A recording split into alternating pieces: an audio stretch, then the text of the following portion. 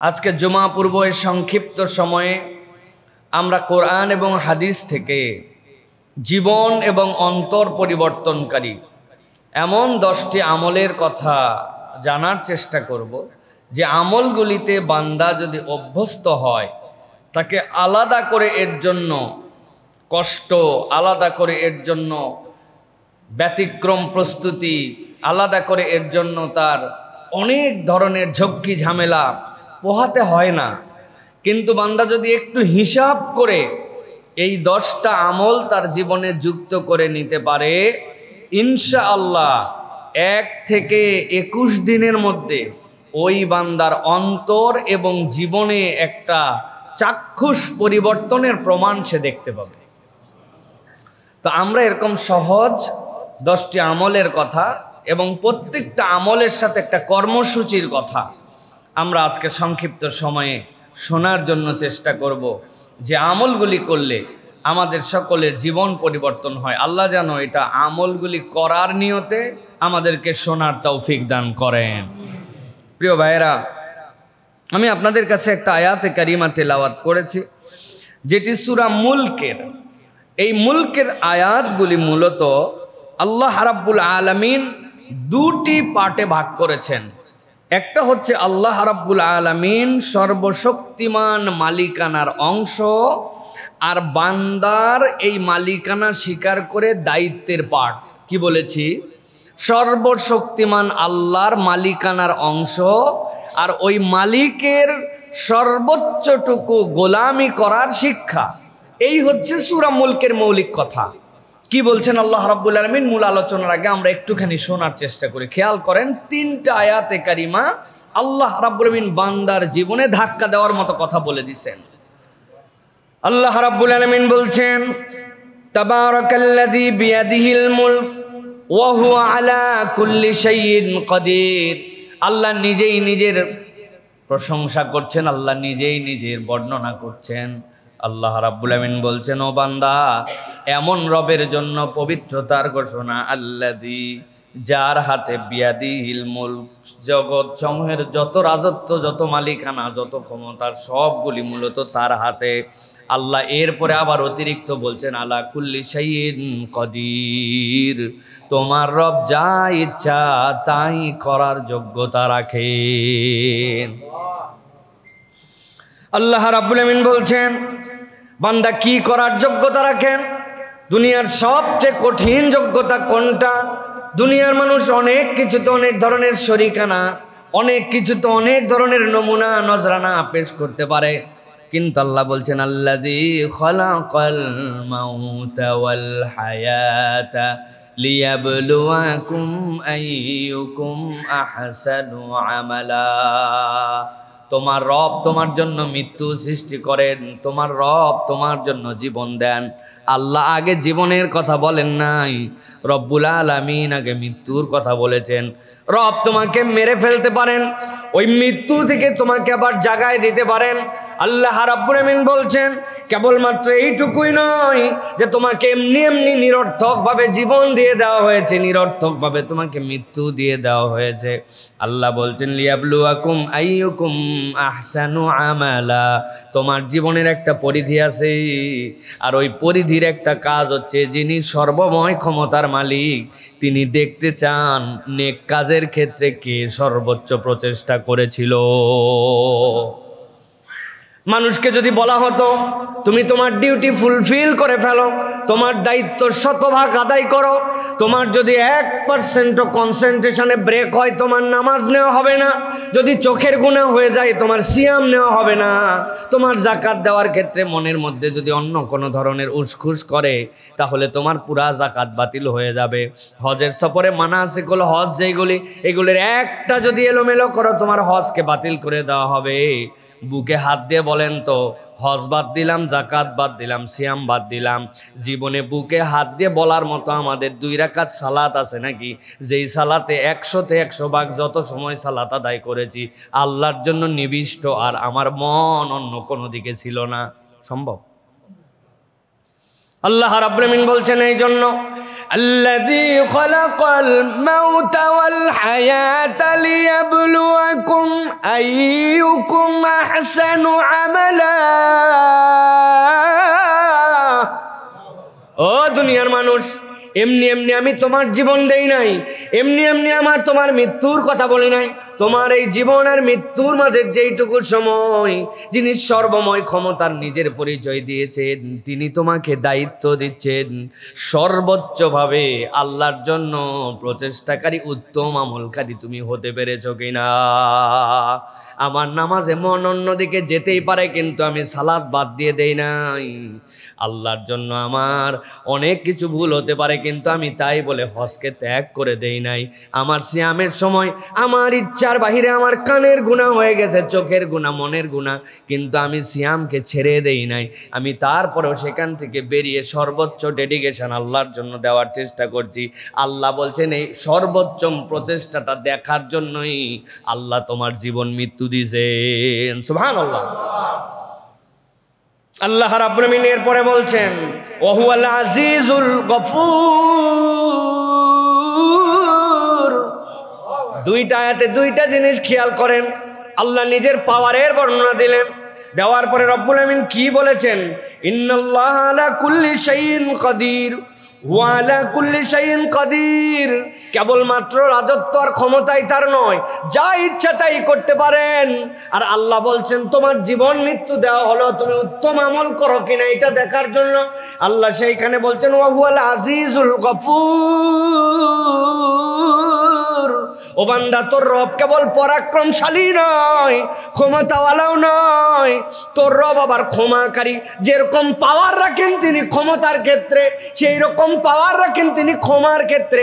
বান্দাকে আল্লাহ ক্ষমা করে দিলে ধরার কেউ নাই। আল্লাহ বলছেন বান্দা, এখন তোরে যে ইবাদত করার দায়িত্ব দিলাম, একটু চিন্তা করে দেখতো তোর রব আসলে কত দূর ক্ষমতাবান।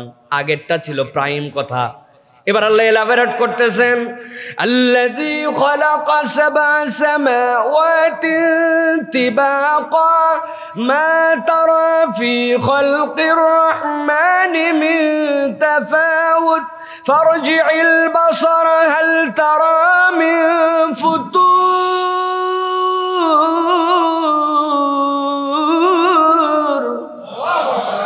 আল্লাহ রাব্বুল আমিন বলছেন আসমানের দিকে তাকাও আর মসজিদের দিকে তাকাও। ওই হুজুর মসজিদের দিকে তাকানোর কথা তো আয়াতে নাই। আমি আপনারে বললাম মসজিদের দিকে তাকান। জুমা কমপ্লেক্সের ভিতরে ছোট্ট একটু স্পেস, এইটুক বানাতে 9টা খুঁটি দেওয়া লাগছে, চারদিক দিয়ে ওয়াল। আল্লাহ বলছেন এবার বাহিরে বের হয়ে আসমানের দিকে একটু তাকাস। আল্লাহ রাব্বুল আমিন বলছেন আল্লাযী খালাকা সাবআ সামাওয়াতিন তিবাকা। তুমি এক আসমানের কথা বলো, আসমানের খবরই নাই মিয়া, তোমার মেঘে যায় চোখ শেষ হয়ে যায়। আর আমি আল্লাহ খাতার পৃষ্ঠা যেরকম একটা একটা করে উল্টাও, এইরকম দিস্তার মতো করে 7টা আসমানকে বিনা খুঁটিতে দাঁড় করায় রাখছি। সুবহানাল্লাহ। তুমি তোমার রবকে খুঁজে পাও না, তার পাওয়ার দেখতে পাও না, তার নির্দেশে আমল করতে মন চায় না।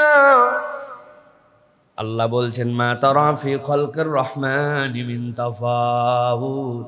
রবের রহমানের সৃষ্টির মধ্যে তোমার চোখ দিয়া কোনো বৈপরীত্য খুঁজে পাবা না। সুবহানাল্লাহ। আল্লাহ রাব্বুল আমিন এই জন্য বলছেন ফারজি'ল বাসারা। ও বান্দা, তোর চোখকে ফিরাই নে, দেখ একটু। এই বাসার মানে কেবলমাত্র দেখা নয়। এই বাসারাতের ব্যাখ্যা করেছেন ইমাম শাফি। বাসারাত মানে অন্তরের একটা চোখ।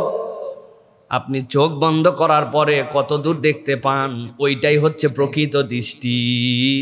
আর চোখ খোলার পরে যা দেখতে পান ওইটা পাগল ছাগলও দেখে, দুনিয়ার সবাই দেখে, অন্ধ না হইলে। কি আপনি চোখ বন্ধ করার পর কত দূর দেখতে পান? কত দূর পর্যন্ত আপনি দেখতে পান আপনার চোখ দেখার পরে, বন্ধ করার পরে, ওইটাই হচ্ছে বাসারাত। আমার ফিউচার কি, আমার প্ল্যান কি, আমার এই ব্যবসাটা কোন পর্যন্ত নিয়ে যেতে পাই, ওইটা চোখ দিয়ে কেবল দেখা যায় না, অন্তরের একটা চোখ আছে কিনা ভাই। আল্লাহ রাব্বুল আমিন বলছেন বান্দা হাল তারা মিন ফুতুর। আমি আল্লাহ তোরে দেখতে বললাম, তুই যদি দেখিস, তোর রবের এই নমুনা যদি জানিস, তাহলে আইয়ুকুম আহসানু আমালা, ওইটার হিসাবটা তোর কাছে তখন পরিষ্কার হবে। তাহলে আল্লাহ রাব্বুল আলামিন আমাদেরকে মৌলিক যে দায়িত্ব দিলেন সেটা কি? সর্বোত্তম ভাবে ইবাদত করা। বলেন মৌলিক দায়িত্ব কি? আজকের আলোচ্য বিষয়ের সাথে মিল আছে? আলোচ্য বিষয় হচ্ছে 10টি এমন আমল সহজবদ্ধ, যেটা করতে পেরেশানি হয় না, কিন্তু বান্দা করলে জীবন এবং অন্তর একই সাথে 1 থেকে 21 দিনের মধ্যে পরিবর্তন হবে ইনশাআল্লাহ। আমলগুলা করার নিয়তে শুনবেন আপনারা? কারা কারা শুধু শোনার নিয়তে আছেন হাত তোলেন। শুধু শোনা, আমল করব না। আমরা সকলে করবো তো ইনশাআল্লাহ। আল্লাহ আমাকেও যেন করার সবার আগে তৌফিক দান করেন। 1 নম্বর, খুব সংক্ষিপ্ত সময়, আজকে একদম অল্প সময় আলোচনা শেষ হয়ে যাবে ইনশাআল্লাহ। 1 নম্বর, প্রতিদিন সূরা মুলকের পাঠ করা 1 নম্বর আমল, প্রত্যেক দিন। নবীজি সাল্লাল্লাহু আলাইহি সাল্লাম বলছেন, ইন্না সূরাতাম মিনাল কুরআনি 30 আয়াহ। দুনিয়ার মানুষ জেনে রাখো, কোরআনের একটা সূরা আছে যার 30টা আয়াত আছে। নবীজি বলছেন, শাফাআত লি সাহিবিহা হাত্তা গুফিরা লাহু। কিয়ামতের ময়দানে এই সূরাটা তার সাথীর ব্যাপারে সুপারিশ করতে শুরু করবে। আল্লাহ রাব্বুল আলামিন তাকে মাফ করে দেওয়ার আগ পর্যন্ত সে সুপারিশ করতেই থাকবে। তার সাথীরে মাফ করাই নিয়ে তারপরে সে যাবে। বুঝেন তো সাহেব কাকে বলে, বন্ধু কাকে বলে? জীবনে একবার দেখা হয়েছে, এটা বন্ধু না। কোনোদিন আর তার সাথে কথাবার্তা হয় নাই, কোনো যোগাযোগ নেই, এটা বন্ধু না। বন্ধু মানে যার আপনি ভালোতে খবর নেন, মন্দতে খবর নেন, ঈদের সময় বার্তা পাঠান, সুযোগ পাইলে হাদিয়া দেন, তার বাড়িতে বেড়াতে যান, তাকে আপনার কাছে ডাকেন, হৃদয়ের মধ্যে গেঁথে রাখেন। আপনি বলেন দোস্ত থাকলে আমার দোস্তের মতো একটা আছে, হ্যাঁ আপনার দোস্তের নাম কি? সবার আগে যার কথা মনে পড়ে যায়, ঠিক কি না? আল্লাহ বলতেছেন, নবী আপনি জানায় দেন, কোরআন এরকম একটা সূরা আছে যার 30টা আয়াত আছে, ওইটা তার সাথী যে তারে বন্ধু বানায় ফেলবে, কিয়ামতের দিনে তাকে ক্ষমা করায়া শাফাআত দিয়া তারপরে সে জান্নাতে নিয়ে যাবে। এই 30টা আয়াত বিশিষ্ট সূরার নাম হচ্ছে সূরা মুলক। আমরা যদি চিন্তা করি যে প্রত্যেক দিন রাত্রে আমরা আমাদের জীবন থেকে 20 মিনিট সময় আলাদা করব, যা আমরা তেলাওয়াত করব, প্রথমেই 7 দিন আমাদের দ্বারা সম্ভব হবে না। এই জন্য প্রথমে বড় প্ল্যান দাঁড় করালে আর আমাদের মাথা আউলায় যাবে। টার্গেট করতে হবে সপ্তাহে অন্তত একবার সূরা মুলক না পড়ে আমি শুব না।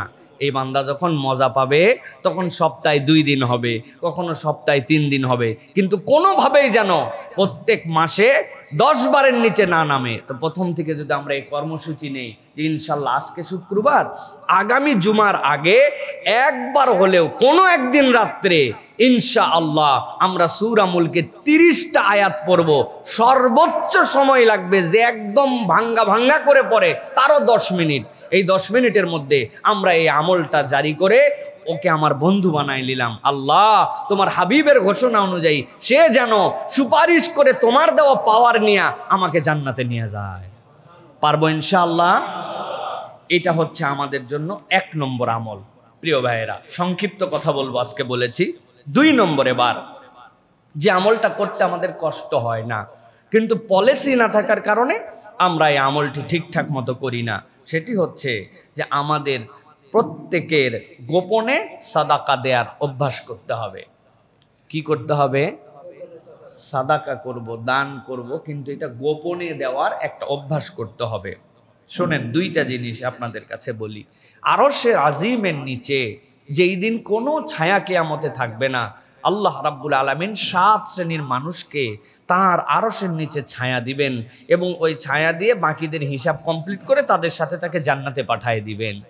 নবীজি সাল্লাল্লাহু আলাইহি সাল্লাম বলছেন তার একটা হচ্ছে ওয়ারাজুলুন তাসাদ্দাকা বিসাদাকাতিন ফাআখফাহা, এমন এক ব্যক্তি যে দান করত কিন্তু গোপন করে রাখত। কেমন গোপন?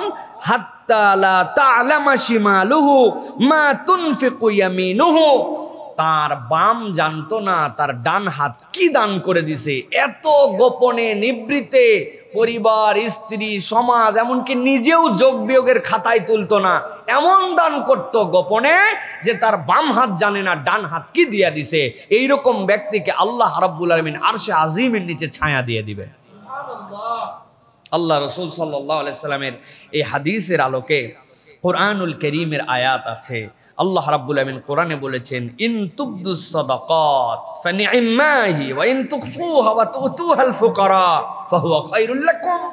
প্রকাশ্যে দান করো, নো প্রবলেম, করতেই পারো। ওয়া ইন তুখফুহা, আর যদি এটা গোপন করে রাখো, ফানি'মা, আল্লাহ বলতেছেন এটা তোমার জন্য বিরাট বড় কল্যাণকর হবে। এই সাদাকাটাই কল্যাণ, তোমার এই সাদাকাটাই কল্যাণ।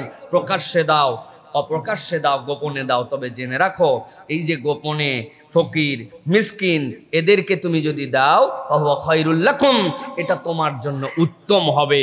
আল্লাহ রাব্বুল আলামিন আমাদেরকে দান করার অনেককেই তৌফিক দিয়েছেন, কিন্তু আমাদের যা কিছু সব হিসাবের খাতায়, যা কিছু সব জানাজানিতে, জীবনে কোনো গোপন দান আমাদের আর নাই বললেই চলে, ঠিক না ভাই?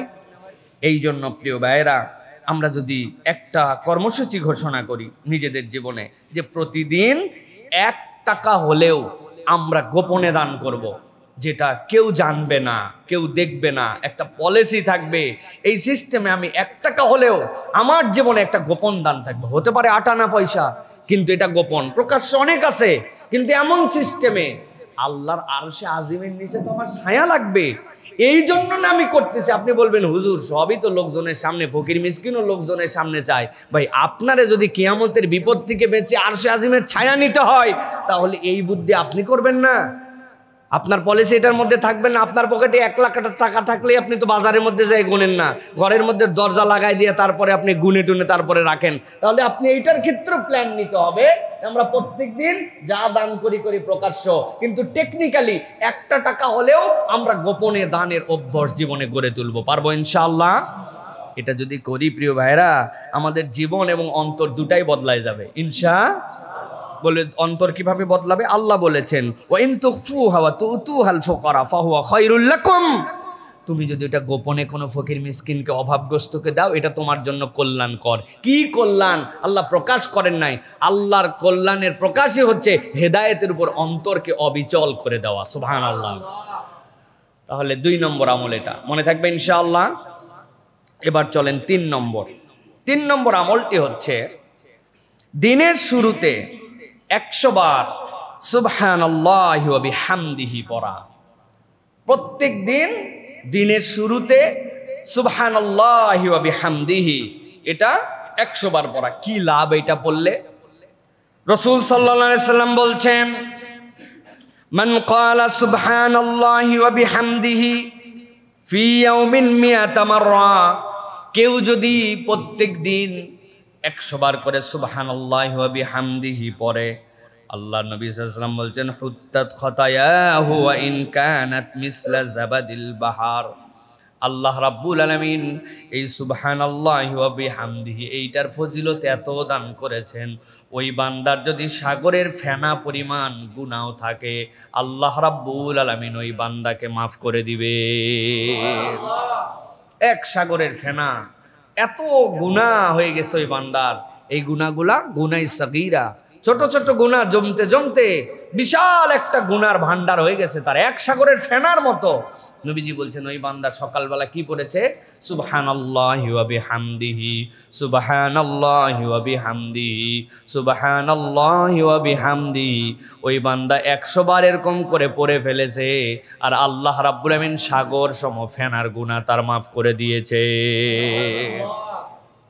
জানি সবাই আমরা এটা, কিন্তু আমাদের প্র্যাকটিস করে হয়ে ওঠে না। এই জন্য আমাদের জীবন পরিবর্তন হয় না, আমলের জিন্দেগি হয় না। গতানুগতিক ধারায় সব চলতেছে।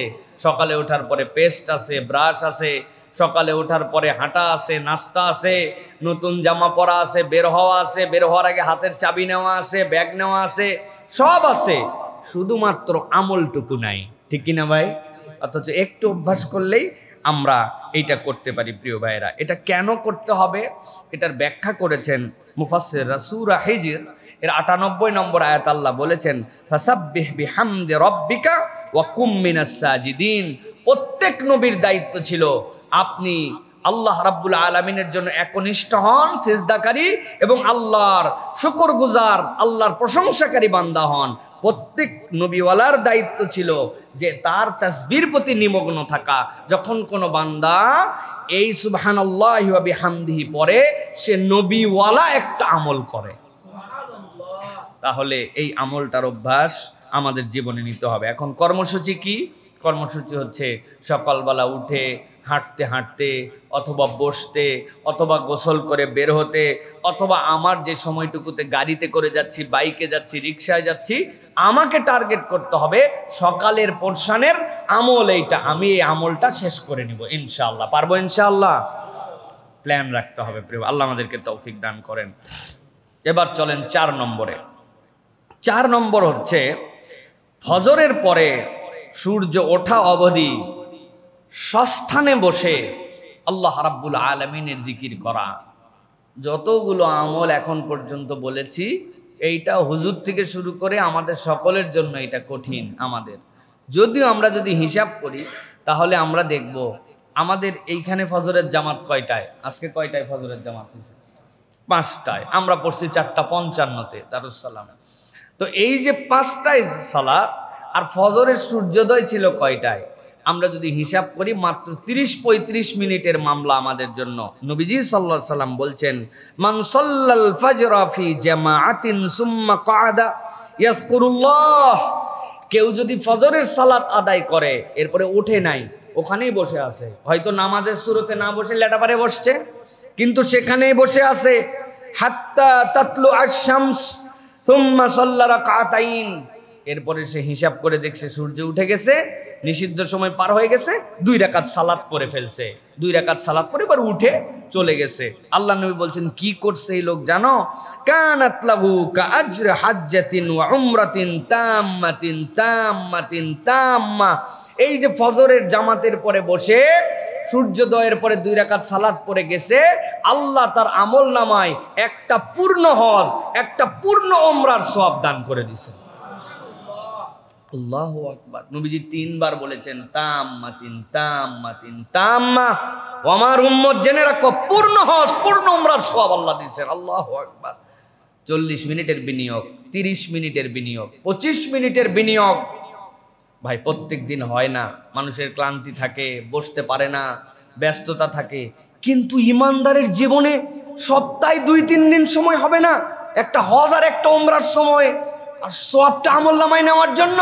এই আবেগ তার মধ্যে আসবে না, তাহলে জীবন কেমনে পরিবর্তন হবে? আপনি শুধু গেলেন, কোন রকম সালাত আদায় করলেন, সালাত হওয়ার সাথে সাথে সাত করে উঠে আপনি বাড়িতে চলে আসলেন, র্যান্ডম এভরিডে প্রত্যেক দিন একই অভ্যাস। মহিলারা তার বাড়িতে সালাত আদায় করেন, তার ঘরের কোনায় হচ্ছে তার জন্য উত্তম নামাজের স্থান, কত সময় ব্যয় হয়, কিন্তু আমার মায়েরা জানেই না যে আমলটা আমি করতে পারি। এখন আধুনিক যুগ, গুগল করে দেখে নিছেন আজকে সূর্যোদয় কয়টায়, ওখানে বসছেন, কোরআন শরীফটা পাশেই রেখে দিয়েছিলেন, কোরআন মজিদটা ওইখানে তেলাওয়াত করেছেন, জিকির আজকারগুলা করেছেন, সূর্য উঠছে 2 রাকাত সালাত পড়ে আপনি জায়নামাজটা গুটাই নিয়ে উঠে চলে গেছেন। আল্লাহ আপনার আমার আমল নামায় একটা কবুলকৃত হজ এবং উমরার সওয়াব লিখে দিয়েছেন। অতএব প্রিয় ভাইয়েরা, সপ্তাহে অন্তত 1 দিন হলেও আমল করতে হবে। চেষ্টা করবেন ইনশাআল্লাহ? করবেন ইনশাআল্লাহ? আল্লাহ রাব্বুল আলামিন আমাদেরকে আমলটা করার তৌফিক দান করেন। কুরআনুল কারীম এটার সমর্থনে কথা বলেছে। আল্লাহ বলছেন, ওয়াসাব্বিহ বিহামদি রাব্বিকা ক্বাবলা তুলুইশ শামসি ওয়া ক্বাবলা গুরুবিহা। সূর্য উদয়ের আগে আল্লাহর প্রশংসা করো, আর সূর্য অস্ত যাওয়ার পরে আল্লাহর প্রশংসা করো। এই যে সূর্য উঠার আগের জিকির আর 2 রাকাত সালাত সূর্য উঠায়, এটা হচ্ছে সেইটার সাথে সামঞ্জস্যশীল একটা আমল। আল্লাহ যেন আমাদেরকে করার তৌফিক দান করেন। কয় নম্বর বললাম ভাই? ভুলে গেছেন না তো? এবার 5 নম্বর চলেন। আল্লাহ রসুল সাল্লাল্লাহু আলাইহি ওয়াসাল্লাম বলছেন, দুনিয়ার মানুষ, তোমাদের আরেকটা অনন্য আমল আছে, আমরা করি কিন্তু দেখেন আমাদের র্যান্ডম নাই। বাবা মার জন্য প্রতিদিন দোয়া করা এবং তাদের জন্য কিছু না কিছু সাদাকা করা। বাবা মার জন্য দোয়া, যার বাবা মা বেঁচে আছেন তার জন্য, আর যার বাবা মা মারা গিয়েছেন তার জন্য। কত ভাই এখানে আছেন, আমাদের আব্বা আম্মা উভয়েরই চলে গেছেন দুনিয়া থেকে। কারা কারা ভাই দেখি তো, একটু হাত উঁচু করেন তো। কাদের আব্বাও নাই, আম্মাও নাই? আহা, আল্লাহু আকবার। কাদের বাবা নাই? শুধু কত মানুষের বাবা নাই, কাদের মা নাই? আহা, আমাদের মা নাই, অনেকের বাবা নাই, অনেকের আব্বা আম্মা উভয়ই চলে গেছে। আর আল্লাহ নিয়ামতটা বাঁচাই রাখছেন কার কার, যাদের আব্বা আম্মা বেঁচে আছে। আহা, আমরা বড় সৌভাগ্যবান যে আমাদের জান্নাতের দরজা এখন পর্যন্ত ভেঙে যায় নাই। আমাদের জান্নাতের দরজা খোলা আছে, কিন্তু আমরা আমাদের জান্নাতের দরজাটা ব্যবহার করতে পারতেছি না। নবীজি বলছেন, এই দুইজনই তোমার জান্নাত, এই দুইজনই তোমার জন্য জাহান্নাম। এখন যার বাপ মা চলে গেছে তার কি করণীয়, যার বাপ মা বেঁচে আছে তার কি করণীয়? আমরা বেশিরভাগ সন্তানরা পিতা মাতার ব্যাপারে গাফেল। কত হুজুরের কাছে দোয়া চাইলাম, কত লোকের কাছে কত সমস্যার জন্য বললাম, কিন্তু কখনো চিন্তাই করি নাই আমার জান্নাতের রাস্তা আছে আমার পিতা মাতা। যে কোনো বিষয় সকলের আগে তিনি আপনার হকদার। রাসূলুল্লাহ সাল্লাল্লাহু আলাইহি ওয়াসাল্লাম বলছেন, ইদা মাতা ইবনে আদম ইনকাতা আমালুহু ইল্লা মিন সালাসিন, যখন কোনো বনি আদম মরে যায় সব আমল তার বন্ধ হয়ে যায়, কেবল 3টা আমল তার আমল নামায় যেতে থাকে। এর মধ্যে একটা ওয়ালাদুন সলিহুন ইয়াদউ লাহু, তার নেক সন্তান যখন তার জন্য দোয়া করে আল্লাহ কোনো বাধা বিপত্তি ছাড়া ডাইরেক্ট তার আমল নামায় সেটা পৌঁছায় দেয়। এই জন্য প্রত্যেক দিন পিতা মাতার জন্য দোয়া করা, রব্বির হামহুমা কামা রব্বায়ানি সগীরা, এমন ইউনিভার্সাল দোয়া। এটা না মরা বাপমার জন্য না জীবিত বাপমার জন্য, আপনি আলাদা করতে পারবেন না। রব্বি, ও আমার আল্লাহ, ইরহাম, আপনি দয়া করেন, হুমা, আব্বা আম্মার উপরে, কামা, যেরকম রব্বায়ানি, তারা আমার প্রতিপালন করেছিলেন।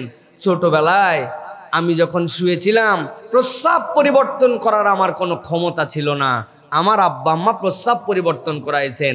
দাঁত দিয়ে কামড়ায় খাওয়ার মতো শক্তি ছিল না, চুষে চুষে মায়ের দুধ খেয়েছিলাম। আল্লাহ, কি ভালোবাসায় না, দুনিয়ার সবাই ঘুমাইছে, আমার মা সারা রাত ঘুমায় নাই।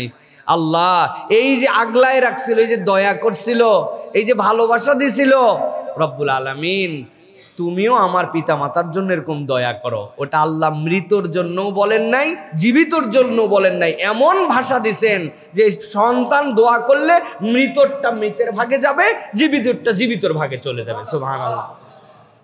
কিন্তু আমরা দোয়া করি না। এটা আমলের মধ্যে নিতে হবে, এটা আমার একটা আমল।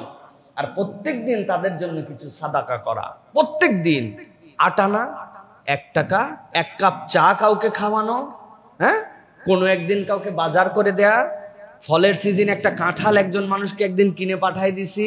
বাবা মার জন্য আমি সাদাকা করছি। আমার বাবা মা আমার কাছে থাকলে 1 চাকা ইলিশ মাছ খাইতেন, সবচেয়ে ভালো পিসটা আমি দেওয়ার চেষ্টা করতাম। ইলিশের সিজনে সমর্থ পাইছি, টপ করে একজন মানুষকে একটা ইলিশ বাবা মার পক্ষ থেকে কিনে খাওয়াই দিছি, 1 কেজি আপেল দিয়ে দিছি। রমজান মাসে আমার বাপ মা বেঁচে থাকলে ইফতার করতেন, 10টা 30টা ইফতারির বাবার নামে, 30টা ইফতারি মায়ের নামে হাদিয়া করে দিছি।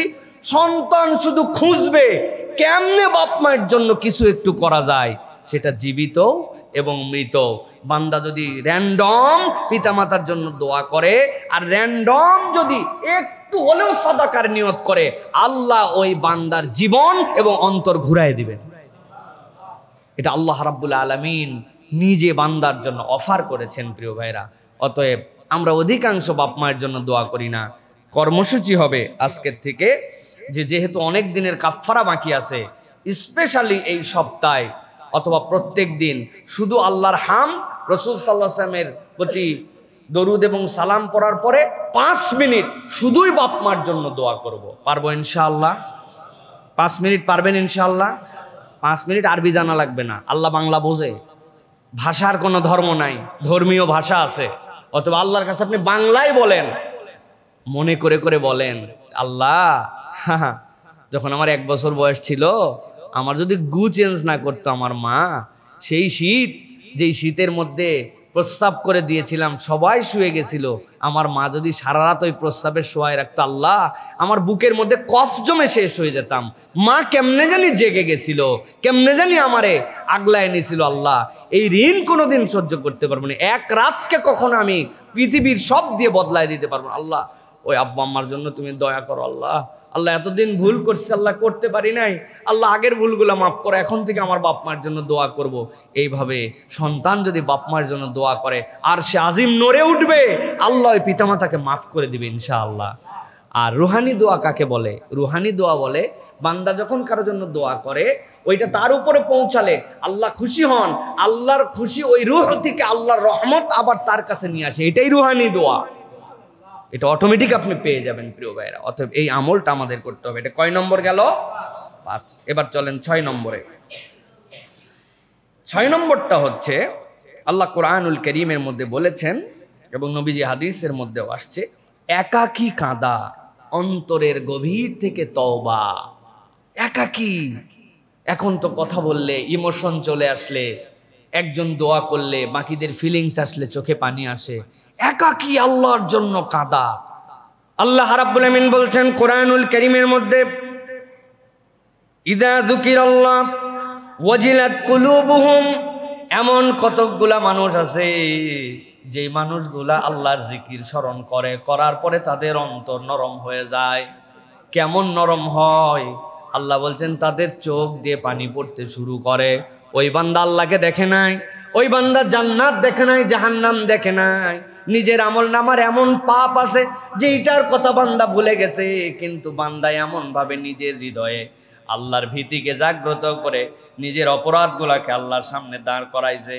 ঘুমায় আছে তার সন্তান, ঘুমায় আছে তার স্ত্রী, ঘুমায় আছে দুনিয়া, টপ করে উঠছে, ভাবটা এমন যেন প্রস্রাব করার জন্য উঠছে। বাথরুমের লাইট দিলে সন্তান উঠে যেতে পারে, কৌশলে বাথরুমের লাইটটা পর্যন্ত দেয় নাই, চলে গেছে অন্য জায়গায়, অল্প একটু কষ্ট করে অজু করে নিয়ে যায় নামাজটা পেরে দিছে, কেউ জানে না বাড়ির, সবাই সবার মতো ঘুমায়। ওই বান্দা যায় নামাজের মধ্যে দাঁড়ায়া রব্বুল আলামিনের কাছে 2 রাকাত সালাত আদায় করে হাত তুলে দিছে। ইমোশন আসে না, চোখের পানি আসে না, সিজদায় চলে গেছে, রব আমার তো চোখে পানি আসে না। অথচ নবীজি সাল্লাল্লাহু আলাইহি ওয়াসাল্লাম বলছেন, ওয়ারাজুলুন যাকারাল্লাহ খালিয়ান ফাফাদাত আইনা। আরশে আজিমের নিচেতে এমন লোক জায়গা পাবে যেই লোক একাকী দাঁড়াইছে আর আল্লাহর জন্য চোখের পানি বিসর্জন করে দিছে। আল্লাহ তার চোখের পানির এমন মূল্যায়ন করছেন, ওই চোখের পানির কারণে আরশে আজিমের নিচে তার জন্য সিট বরাদ্দ করে রাখছেন। আল্লাহ আমি তো সেই তালিকায় আসতে পারি না, আমার অন্তর শক্ত হয়ে গেছে, আল্লাহ আমার চোখে তুমি পানি দিয়ে দাও। তোমার ভীতির কথা আস্তে আস্তে মনে করবে আল্লাহর কাছে। আল্লাহ রাব্বুল আমিন ওই বান্দার চোখে 1 ফোঁটা পানি যদি চলে আসে, 1 দিন আসবে না, 2 দিন আসবে না, চোরের মতো করে আল্লাহর সামনে দাঁড়াইছে, কেউ জানি না জানতে পায়। দরজা একটু নড়ে গেছে বাড়ির, নিজের সংকীর্ণ হয়ে গেছে, আমার এই চোখের পানিকে কেউ দেখে ফেললো কিনা, এটা তো কাউকে দেখানোর জন্য আমার তাহাজ্জুদ নয়, কাউকে জানানোর জন্য নয়। আল্লাহর কাছে 1 দিন 2 দিন পড়ার পরে চোখ বন্ধ করে যখন জাহান্নামের বিভীষিকার কথা চিন্তা করবে, নিজের আমল নামা যদি কপাল দিয়ে প্রকাশ পেয়ে যেত, দুনিয়ার মানুষ সালাম দিত না। রে আজকে আমাকে কত সম্মান দেয় মানুষ, আমার বাথরুমের গুনাহ, গোপন গুনাহ, চোখের গুনাহ, মোবাইলের গুনাহ যদি জানাজানি হয়ে যেত, আমার আব্বা পর্যন্ত আমাকে দিকে তাকাতো না লজ্জায়, অথবা বাপের আমল নামায় এমনটা আছে সন্তানকে মুখ দেখাতে পারতো না। আল্লাহ সব তুমি গোপন রাখছো, আল্লাহ তোমার কাছে কিচ্ছু গোপন নাই, তুমি গোপন গুনাহগুলা দয়ামান রব আমাকে গোপনে মাফ করে দাও। 1 দিন 2 দিন করতে করতে বান্দার চোখ দিয়ে যদি পানি আসে, ওই পানিটা বান্দার নাজাতের ওসিলা হয়ে যাবে। এটা একটা আমল, কত রাত জেগে পার হয়ে যায়, কিন্তু কখনো আল্লাহর জন্য চুপচাপ এরকম ডেডিকেশন আমাদের হয় না। ভাই রে, জীবন পরিবর্তন করতে হলে এটা করা লাগবে ভাই, করতে হবে ভাই।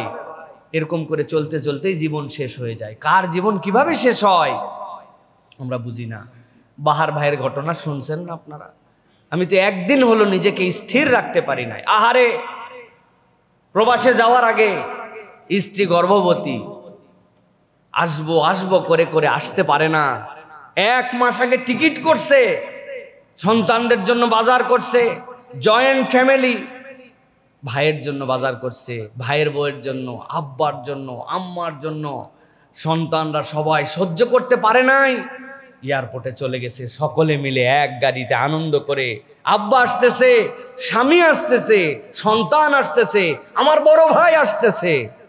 এয়ারপোর্টে সন্তানকে দেখে একটু জড়ায় ধরছে, দিয়ে বলছে এটা তোর গিফট। বলছে মা এখনই খুলবো। বলছে খুলিস না, বাড়িতে যাই সবাই মিলে দেখে দেখে আনন্দ করে খুলবো। আব্বা এটা তোমার জন্য আনছি, এর মধ্যে আব্বা এখানে তো খুলতে পারলাম না, হাতে করে এইটুকু নিয়ে এসছি, অন্তত চকলেটটা মুখে দাও। কি আনন্দ, কি পরীক্ষা আল্লাহ তাদের উপরে নিয়ে ফেললেন। রওনা দিয়ে গেছে, গাড়ি নেমে গেছে। গাড়ি নামার পরে ড্রাইভার নেমে পালায় চলে গেছে, দরজাগুলো আর খুলতে পারে নাই। ওর মধ্যে থেকে সন্তানকে মা ছাড়ে না, বলছে তুমি বের হও, সন্তান না নিয়ে ছাড়বে না। ভাইয়ের বউকে বলছে তুই বেরো, ও তাকে নিয়ে নামে না। তো মাকে বলছে তুমি নামো, শাশুড়ি ছাড়া নামবে না। আস্তে করে তলায় গেছে গাড়ি। কি মর্মান্তিক, পুরা পরিবার শেষ। যেই লোক আসছে তাদের কাছে কেবল সে বেঁচে আছে। কিভাবে সহ্য করবে? কেমনে এইটা সহ্য করবে? এই যে রাস্তাঘাটের অব্যবস্থাপনা, ড্রাইভারদের এই যে ধরনের আচরণ, এইগুলো সে কিছুই জানতো না। রব্বুল আলামিন তার পুরা পরিবারের উপর একটা পরীক্ষা নিয়ে ফেললেন। প্রিয় ভাইয়েরা, এই জন্য আমাদের অনেক দিকের শিক্ষা এর মধ্যে আছে। জীবন এই মুহূর্তেই শেষ হয়ে যেতে পারে। তিনটা ক্ষেত্রে আমি সবসময় বলি, তিনটা পরিবহন ডেঞ্জারাস। একটা পিকনিকের জন্য পরিবহন ডেঞ্জারাস পরিবহন, এখানে সবগুলা মাতালের মতো থাকে, আনন্দ বিনোদন হুঁশ আক্কেল কিচ্ছু থাকে না। 2 নম্বর বিয়ের গাড়ি, বড় ডেঞ্জারাস, একটা বিনোদনপূর্ণ পরিবেশ নিয়ে চলতেছে। আর 3 নম্বর প্রবাস থেকে ফেরে যারা, এই গাড়িগুলো বড় ডেঞ্জারাস, কারণ ওই সময় ভিন্ন রকম একটা ফিলিংসের মধ্যে থাকে। তো এইগুলোতে সতর্ক হতে হয়। গাড়ি যদি পানির দিকে ডুবে যায়, আপনি যত জোরে মারেন গ্লাস খুলবে না। এটার কিছু টেকনিক আমাদের প্রত্যেকের জানা উচিত। মাথার পিছনে যে ইয়েটা থাকে, আমাদের মাথার পিছনে ঠেস দেওয়ার জন্য, সাথে সাথে ওইটা টেনে খুলে ফেলতে হয়। ওইটার 2টা লোহা থাকে, ওই লোহা দিয়ে গ্লাসে বাড়ি দিয়ে ভাঙতে হয়। তাছাড়া আপনার লাত্থায় ঘুষায়া গ্লাস আর খুলতে পারবেন না। এইগুলো আমাদের জানা দরকার। সর্বোচ্চ কথা, এই যে জীবনটুকু চলে গেল, কি দীক্ষা দিয়ে গেল ভাই? জীবন বড় ঠুনকো, মৃত্যুই আসল গন্তব্য, তাই না? হাজার আফসোস করেন আপনি, বাহার ভাইয়ের হৃদয়কে আপনি ভরাতে পারবেন না। পারবে কেউ? কিয়ামত হয়ে গেলেও পারবে না। তার যা হারাইছে তা হারাই গেছে। দেখুন, আল্লাহ আমাকে বাঁচায় রাখছেন, আল্লাহ আমাকে হায়াতে রাখছেন, ওইটুক কাজে লাগাই ভাই। কখন মৃত্যু চলে আসবে কে জানে।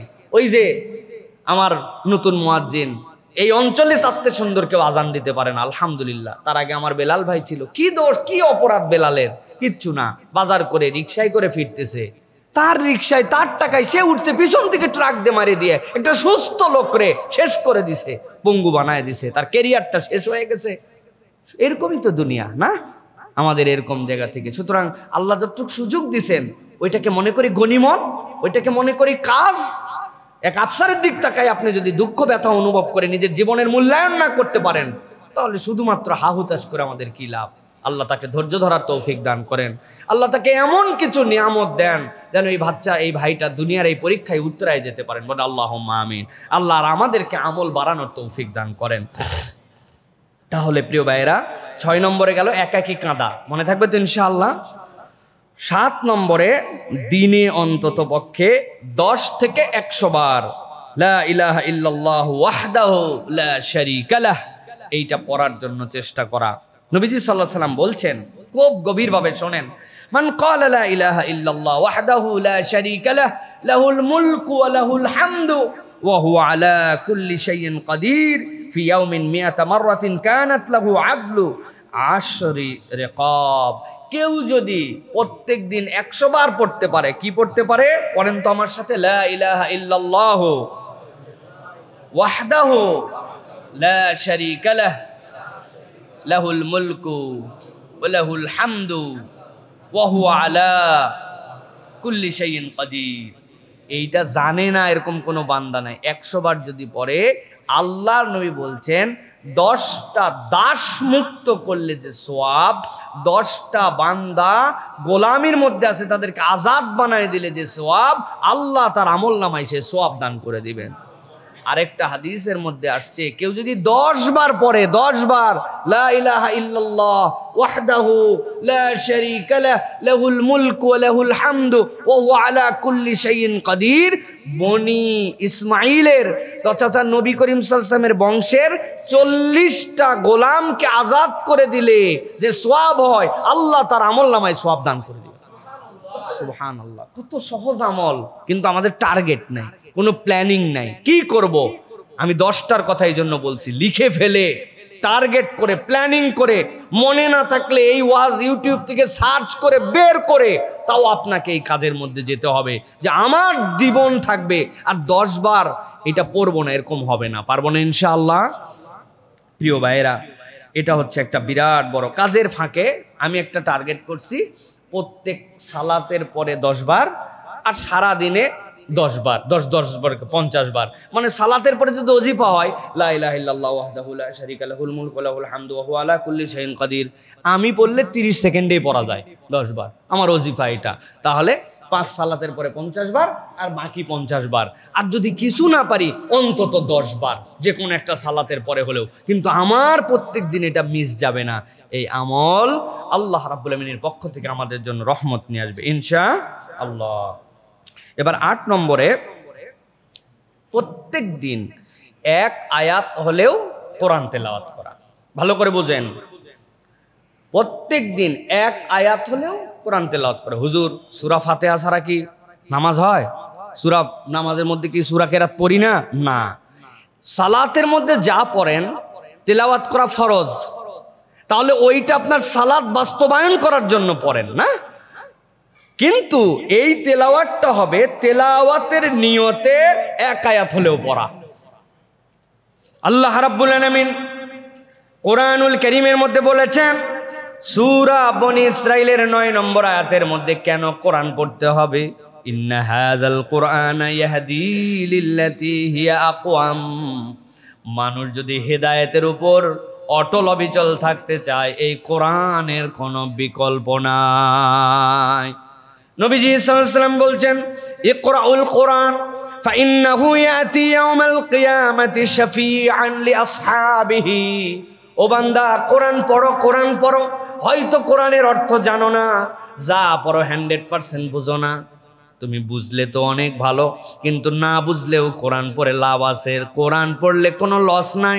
আল্লাহ নবী বলছেন যে কোরআন পড়ে, কোরআন তিলাওয়াত করে, ওই কোরআনুল কারীম কিয়ামতের দিনে এই পড়ার বিনিময়ে তার জন্য সুপারিশকারী হিসেবে দাঁড়ায় যাবে। একটা আয়াত হলেও। কর্মসূচি কি? কর্মসূচি হচ্ছে মোবাইলে প্রত্যেকের কোরআনের অ্যাপস নামাতে হবে।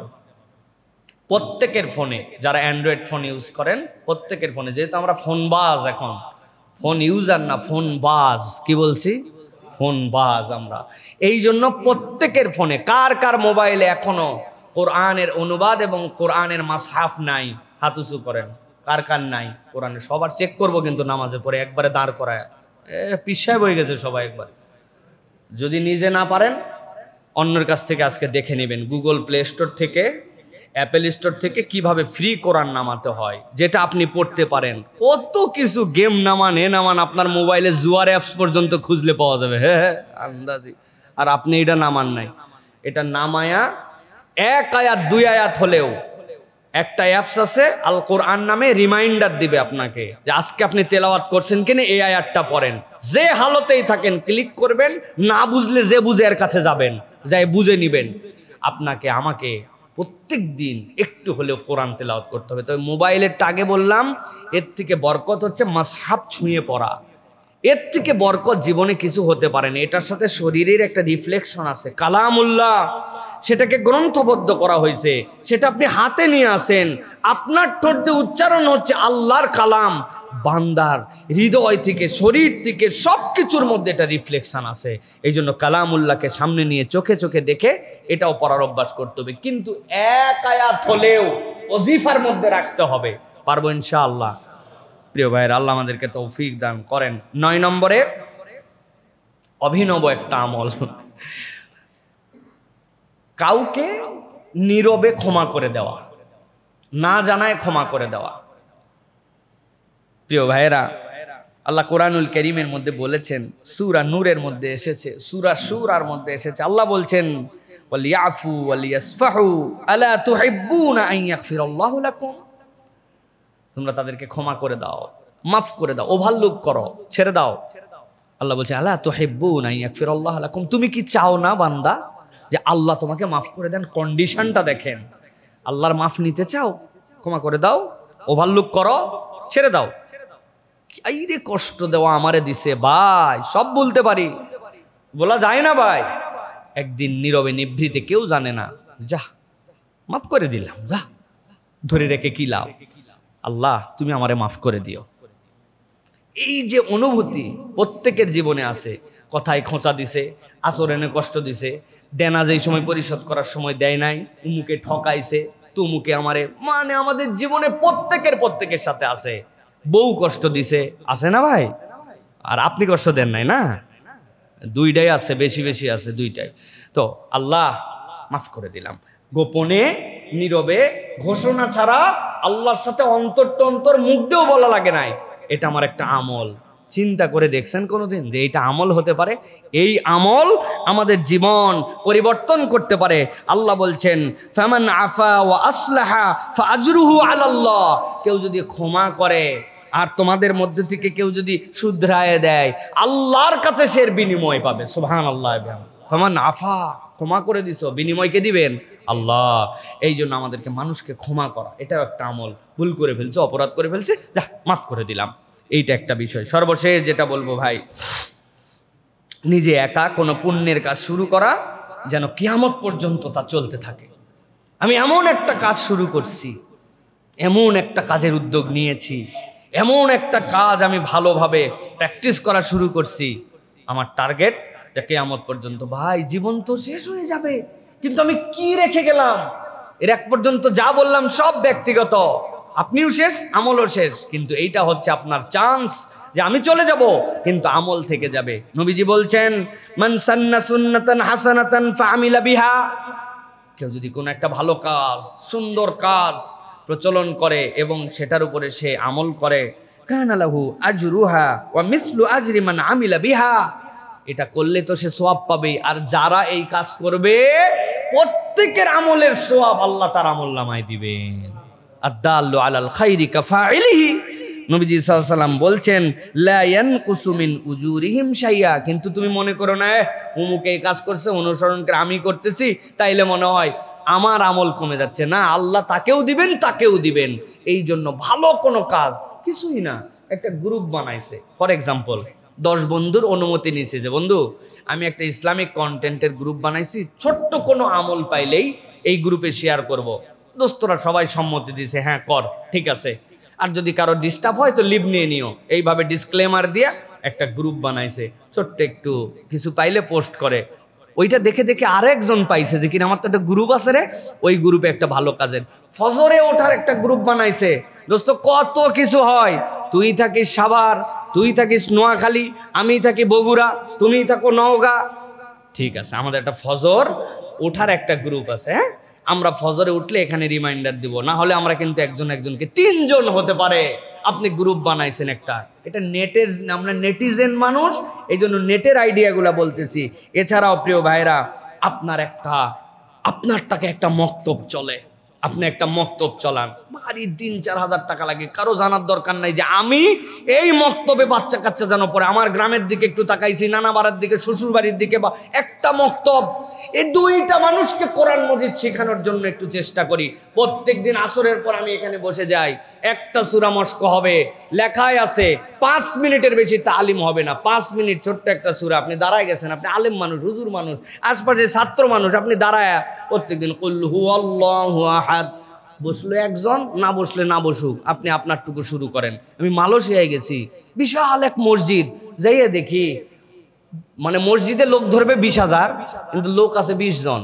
বক্তা যিনি, উনি কোনো সার নাই, উনার ডিউটি ওইটুকু, মাগরিবের পর 15 মিনিট কথা বলা, কেউ না শুনলে নিজে শুনবো, তাও এটা চলমান। আমি দেখে অবাক হয়ে গেলাম, ফায়দা আল্লাহ রাব্বুল আমিন দিয়ে দেন সেই জায়গাতে, কারণ সে তো আল্লাহর সন্তুষ্টির জন্য এটা চালু করছে যে 15 মিনিট আমি প্রত্যেকদিন একটা আমলের কথা আলোচনা করব। আমি একটা মাদ্রাসার সাথে, 2টা এতিমের সাথে, 2টা বাচ্চার পড়ালেখার, মানে কোনো একটা ভালো কাজ আমি শুরু করছি, ওইটা যেন চলমান থাকে। এইটা আমাদের প্রত্যেকের জীবন থেকে চেষ্টা করতে হবে প্রিয় ভাইরা। আল্লাহ যেন আমাদেরকে তৌফিক দান করেন। তাহলে আবার রিমাইন্ডার করি, 10টা কোন কোন বিষয় বললাম। 1 নম্বর বলেছি, প্রতিদিন সূরা মুলক তেলাওয়াত করা। যারা পারবেন লিখে দিবেন, যারা পারবেন লিখে রাখবেন প্রিয় ভাইরা। 2 নম্বর গোপনে সাদাকাহ দেয়া। 3 নম্বর দিনের শুরুতে 100 বার সুবহানাল্লাহি বিহামদিহি পড়া। 4 নম্বর বলেছি আপনাদের জন্য প্রিয় ভাইরা, ফজরের পর সূর্যোদয় অবধি বসে 2 রাকাত সালাত আদায় করে হজ উমরার পূর্ণ সওয়াব নেওয়া। 5 নম্বর বাবা মার জন্য প্রত্যেক দিন দোয়া, কিছু না কিছু সাদাকা করার চেষ্টা করা। 6 নম্বর একাকী আল্লাহর জন্য ক্রন্দন করা। 7 নম্বরে দিনে 10 থেকে 100 বার লা ইলাহা ইল্লাল্লাহ ওয়াহদাহু লা শারীকা লাহ এটা পড়া। 8 নম্বর প্রতিদিন কোরআন মাজিদের ন্যূনতম 1 আয়াত হলেও তিলাওয়াত করা। 9 নম্বর কাউকে নীরবে ক্ষমা করে দেওয়া। আর 10 নম্বর নিজে একা কোনো পুণ্যের কাজ শুরু করা যেন কিয়ামত পর্যন্ত তা চলমান থাকে। আল্লাহ যেন আমাদেরকে আমলগুলা করার তৌফিক দান করেন।